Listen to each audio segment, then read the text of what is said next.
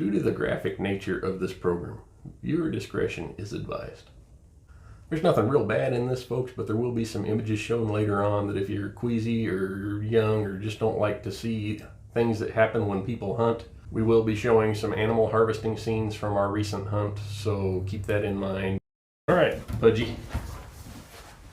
Hey there, folks. How you doing today? Hope all is going well for you. Please bear with any background noise that you may hear throughout this production. Our main distraction again today is brought to you by Princess. She's with me. She won't leave. She keeps making racket, so as long as she doesn't chew on my guns, we'll just let her stay in here. So welcome back to the program, folks. I know it's been a long time since we did an episode on this rifle. For those of you familiar with this is the Alaskan Rowboat Edition 243. Over the course of our last 7 videos, you saw me take this from a battered old 243 purchased by my father out of a canoe in Kivalina, Alaska, to what we see now, which is fairly respectable looking. But if you recall from our last segment on this rifle, we were still chasing errant shots in the wind with it. Due to some personal issues, I didn't get a lot of the filming made that I wanted to on this leading up to what we're presenting today. So I'm going to kind of condense what's happened since that last video with this rifle. I took the action out of the stock, free floated the front end, and bedded the action screws. While the rifle has a 1 in 10 twist, as is most common with an old 243 like this, I went ahead and switched from the 100 grain pointed soft point flat base bullets that I had been using to a 95 grain ballistic tip boat tilt. I think it's a 95 grain Nosler Akibon. I had purchased them quite some time ago for a different project, and I no longer had the original container that they went in. But regardless, switching to those rounds, the overall accuracy with the rifle did seem to improve somewhat. However, it was still very susceptible to stringing with those third and subsequent shots. I think with the thin profile on this barrel, that's just something we're going to have to deal with this rifle. So I finally got it performing halfway decent on paper. Back on the 16th of November, I found myself making the trek across Texas about 375 miles to a friend of mine's house.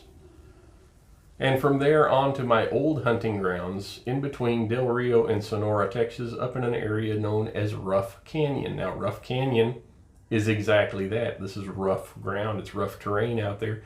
And most of the shots that you find yourself making out there are fairly long shots. That being said, I've had many successful deer hunts in that area.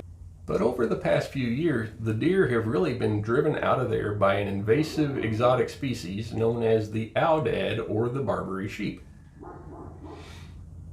You do still see some deer in that area, but by far and large, the population is overtaken by these Barbary sheep. I'll post a couple of images of what they look like on a feeder here. I had talked to my buddy and he had invited me to come out deer hunting, and he asked me if I didn't mind to please help him with the population of Aoudad on his ranch. To which I was more than happy to oblige, as it had been 8 years since I had had a chance to hunt with the man. So I figured that would be the place where this rifle would really shine. Well, my experience with this rifle on that hunting trip had mixed results. For the first time in all the years that I've been hunting, I missed a deer that I had been shooting at, and I missed it with this rifle. So the following day, I switched back to my old standby, my 780L 30-06. So after successfully taking 3 deer on the second day with my old 30-06, which has never let me down, I was confident enough to know that it's not me. So if something goes wrong, it has to be the rifle. So the following morning, I took this rifle back out, giving it a chance to redeem itself. On that morning, I happened to get a chance to take a very large Aoudad ram with this rifle at about 140 yards. Circumstances were perfect, shot placement was perfect, and after I pulled the trigger, I watched that animal take off running full speed. And he ran, and he ran, several hundred yards.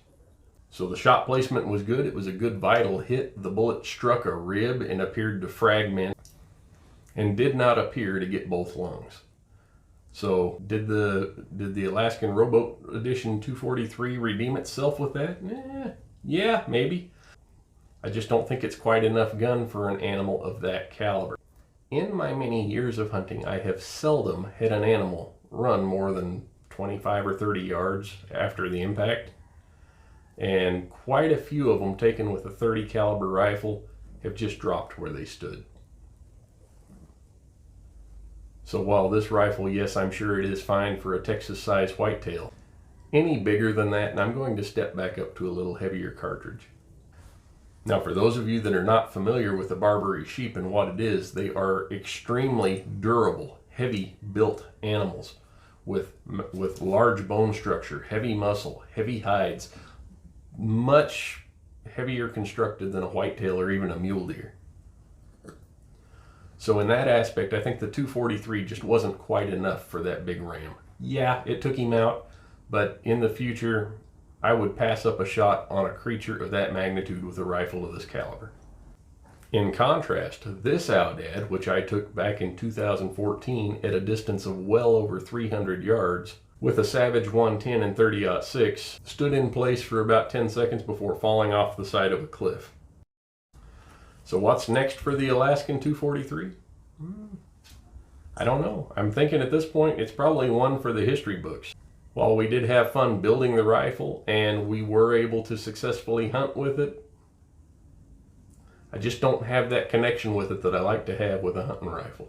I have rifles in my collection that I can go pick up and know that not only are they going to hit where I aim them, but they're also big enough to do the job. In the meantime, if you would like a sticker like this for your garage fridge or your bumper or the back of your laptop, shoot me an email with your address and I'll send one out to you.